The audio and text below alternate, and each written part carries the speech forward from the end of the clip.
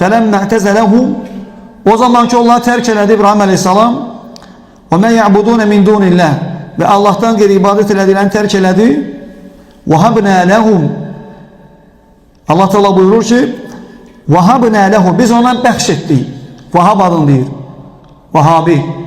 Vahab adın deyir Allah Teala. وَهَبْنَا لَهُ Biz ona bəxş elədik. Vahabiyyə deyilən bir şey yoktur. Boş söhbətdir o. Vahab var. İnneke entel vahhab. Rabbena la tezugg kulubena ba'de iz hedeytena inneke entel vahhab. Ey Rabbimiz bizi doğru yola yönettikten sonra kalbimizi azdırma. Hakikaten sen bəxş edənsən, əvəzsiz verənsən. İnneke entel vahhab.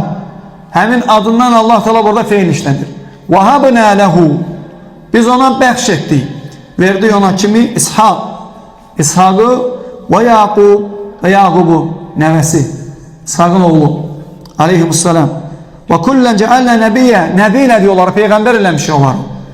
Şirkin ehlini terk edip Allah Teala mükafatını geciktirmeyip. Tek şeyde Allah Teala ona zürriyet verir. Hamısını peygamber eləyib Allah Teala. Təsəvvür eləyin. Tövhidin mükafatına fikir verin.